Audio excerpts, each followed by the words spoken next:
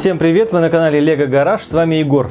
Сегодня мы рассмотрим, нет, не машины. Сегодня мы рассмотрим то, что делает их проходимыми, то, что делает их вид крутым и таким брутальным, это колеса. А предыстория такова: с тех пор, как я начал строить подобные машины в таком размере, естественно, я строил их только на 62-х колесах, потому как для данного масштаба это, по сути, единственная альтернатива.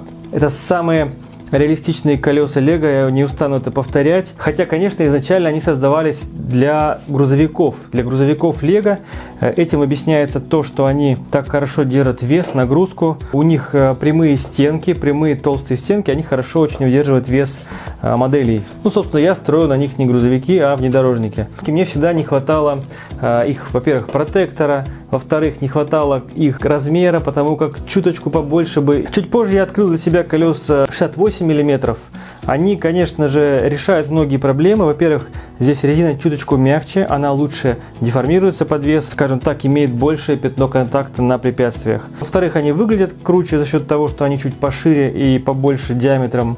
Ну и самое последнее, что отбивало всякую охоту использовать их, это их цена. Можно найти как и БУ, так и новые. И за те, и за другие цена космическая, далеко за 1000 рублей за колесо. Поэтому, купив вот как-то несколько таких колес, я на этом, собственно говоря, остановился, потому что это разорение. Потом ребята начали использовать RC колеса, но это RC колеса 1,9 дюйма, которые шли больше на диски размером 56 мм. Но это на большие модели. Я ждал, но вот для колес 62 размера я так и не нашел альтернативной резины. Находил какие-то, знаете, варианты, там типа колеса, вроде бы они резиновые, но они были не для игрушек масштабных, они были для каких-то промышленных тележек, я не знаю, там они резиновые, очень дубовые, твердые, и умудрялся их одевать сюда. И вот, наверное, почти 2 года назад я начал обдумывать о том, а нельзя ли выпустить эту резину самостоятельно. В принципе, там ничего сложного, нужно изготовить только отливку, форму литьевую, куда будет заливаться жидкая резина, и она будет застывать. Долго я мучился, искал, у кого можно произвести это в России, но, к сожалению, не нашел, поэтому нашел более простой для меня выход, но не самый дешевый, к сожалению. Это обратиться к тем, кто знает в этом толк, кто занимается производством подобной игрушечной масштабной резины. Это, конечно, производители резины для радиоуправляемых моделей. И первая компания, которая пришла мне на ум, это компания RC4WD. Эта компания известна тем, что у них дорогие, высококачественные материалы. Я не говорю, что они самые лучшие, но ребята действительно делают очень хороший товар, качественный, дорогой. И тот факт, что ее покупают, я думаю, говорит о том, что все-таки продукция хорошая. Мы сделали вот такие два продукта. Это резина 68 мм. Рисунок протектора здесь основан на имеющихся моделях резины, которые продаются в магазине RC4WD. Ну, это вот резина основана на модели Dirt Grabber, он же BF Goodrich первого поколения All Terrain. BF Goodrich Mud Terrain, который у RC4WD называется Rock Crusher. Колеса можно купить как на американском сайте RC4WD, так и на российском сайте ebrix.ru. Оба магазина могут сделать доставку по всему миру. Цена за колесо будет порядка 500-600 рублей. Колеса будут продаваться парами, как и на, собственно, сайте RC4WD. То есть один лот это будет пара колес. То есть комплект колес, комплект из 4 колес вам выйдет порядка 2 или чуть более 1000 рублей. Как американский магазин, так и российский магазин, он будет продавать по всему миру, и колеса будут направляться во все страны мира. Я бы хотел, чтобы этот ролик все-таки носил характер больше информационного, а не чисто рекламного. Поэтому я вам сейчас расскажу об этой резине подробнее, а в частности покажу, как она сидит на дисках. Каждый продукт это компромисс каких-то качеств, свойств потребительских, поэтому и в этом продукте есть так называемые плюсы и минусы. Ну, во-первых, это резина, это очень мягкий компаунд, значит, имеет он хорошее сцепление, он хорошо очень адаптируется, хорошо сминается. При этом сразу скажу, что если сравнивать с колесами 62 мм, то есть я не могу сказать конкретно, что вот эта резина, она лучше, чем леговская. Почему? Потому что на самом деле леговские колеса, они тоже имеют очень хороший состав, очень хороший компаунд.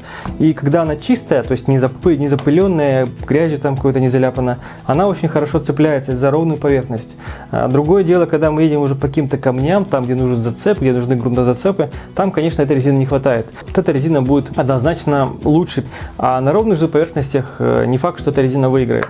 Так как эта резина для грузовиков изначально предназначалась, она имеет очень твердые и ровные стенки боковые, поэтому вес она держит хорошо. Хотя, конечно, вот такой вот деформация небольшая здесь может быть под весом. Но, как правило, модели Lego не настолько тяжелые в таком размере, чтобы так сминать колеса. Когда мы делали эту резину, мы, конечно, хотели, ну, во-первых, сделать ее чуточку побольше. Размер и Mud Terrain, и All Terrain составляет порядка 68 мм. Ну, плюс-минус там какая-то погрешность возможна, но в любом случае они больше, чем 62-е. И сделано это, конечно, было для того, чтобы заместить вот эти вот дорогущие колеса. Заместить, то есть вы получаете не только вот альтернативу по рисунку этому колесу, но вы еще получаете небольшой прирост в клиренсе, что, в общем-то, мне кажется, полезная вещь. Резина RC4WD, она чуточку поуже, чем колеса вот эти Black Cat, которые 68 леговские. Почему? Потому что когда мы устанавливаем широкие колеса, в частности вот эти леговские, которые имеют ширину 24 мм, когда мы устанавливаем их на переднюю ось, например, да, при поворотах очень часто бывает, что вот это вот сильно выпирающие борта, они задевают за конструкцию поворотного кулака, там, моста и так далее. Поэтому изначально цель стояла сделать так, что вот это колесо имело радиус 68 мм, но при этом осталось шириной как стандартное лего колесо, то есть это примерно 20 мм. В расчет еще бралось то, что эта резина будет мягче значительно, чем леговские покрышки, поэтому при смятии колеса, естественно, она будет расширяться в какую-то сторону и ширина будет увеличиваться. Так она сидит на диске. Как видите, резина немножко может выпирать, и вот здесь заметно, что немножко как бы вспучилась, а с этой стороны сидит более-менее ровно. Это не проблема, то есть если вы будете ездить, то у вас резина все время будет на одну, на другую сторону, скажем так, перекашиваться, если вы будете ездить по препам. Это, в общем-то, нормально, и это будет выглядеть, по сути, как слегка подспущенная резина на настоящих внедорожниках. Здесь у меня черные крашеные диски, это не оригинальные. Ну, сам диск оригинальный, но покрашен баллончиком. Резина сидит, как, наверное, интересует, как она сидит. Сидит она хорошо на диске. Вот одевать ее приходится с усилием. Ну, не настолько это усилие тяжкое. Вот так вот садится. Толщина стенок сделана как раз под паз данного диска. Вот так вот села. Все. Так выглядит в конце. С этим колесом, в общем-то, то же самое. Также он садится, также хорошо здесь сидит, ни в коем случае не проскальзывает, это вообще исключено. В каждом колесе в комплекте уже идет поролоновая вставка, но эти вставки, они есть на самом деле во всех RC-шных колесах. Честно говоря, я не тестировал колеса без вставок, но я думаю, что без поролоновых вставок они будут еще мягче, хотя, конечно, у нас нарушится поперечная стабильность покрышки.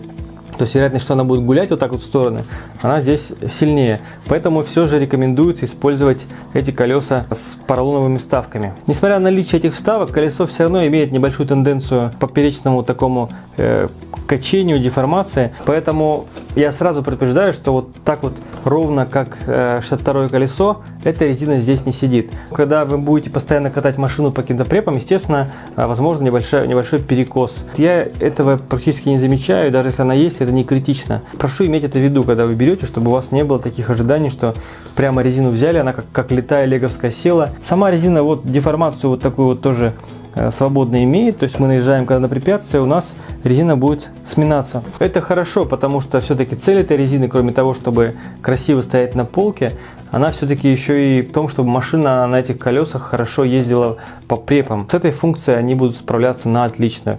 Но все же последнее слово за вами, поэтому если у вас есть какие-то вопросы, оставляйте их снизу в комментариях под видео.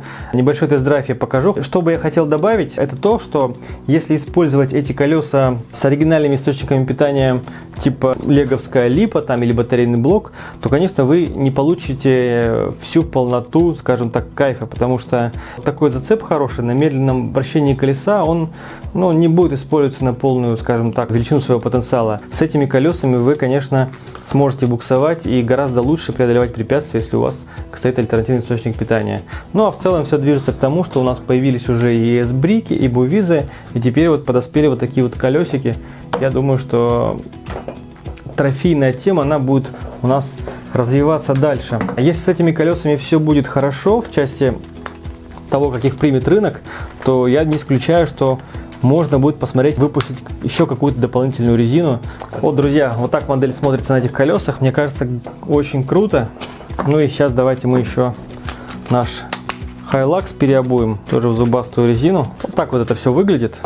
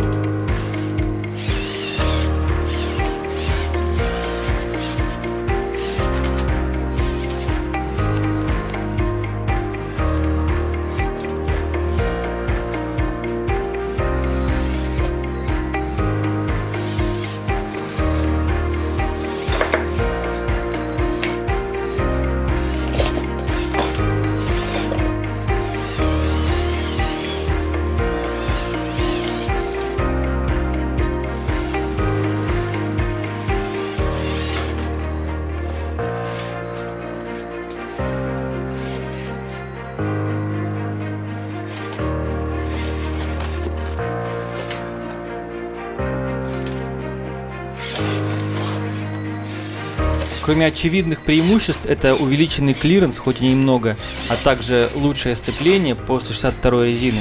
Я также заметил, что машины мягче едут, нет прыжков, скачков, как на дубовой 62-й резине. Также советую посмотреть полный обзор тест-драйва. Кроме указанных здесь машин, там будет еще две новых модели, у одной из которых привод от двух L-моторов, а у второй залочены дифференциалы. Еще один немаловажный момент, о котором я забыл упомянуть в обзоре. Хоть резина и преподносится как масштабная копийная, некоторые из вас могут усомниться в ее пропорциональности. Например, резина Matte Terrain, та что Rock Crusher, она была немножко изменена. То есть мы увеличили там шашки и расстояние между ними для того, чтобы различие между двумя типами резины, Dirt Grabber и Rock Crusher, было больше. Ну и чтобы развести резину по характеристикам максимально, насколько это возможно. А если бы резина была бы сделана строго по масштабу, тогда бы и шашечки, и расстояние между ними было бы настолько маленьким в этом масштабе, что реальной пользы на каких-то препятствиях, на бездорожье от этой резины не было бы. Уверен, вы ждете от меня ответа, какая резина будет лучше в каждом конкретном случае. Честно, не могу дать объективную оценку той и другой резине, потому как недостаточно пока опыта. Больше чем уверен, что резина будет близка по характеристикам, ведь здесь все-таки большую роль играет состав резины. Я готов ответить на ваши вопросы внизу. Подписывайтесь на мой канал, ставьте лайк, если вам интересно это видео. Все, до скорого, пока.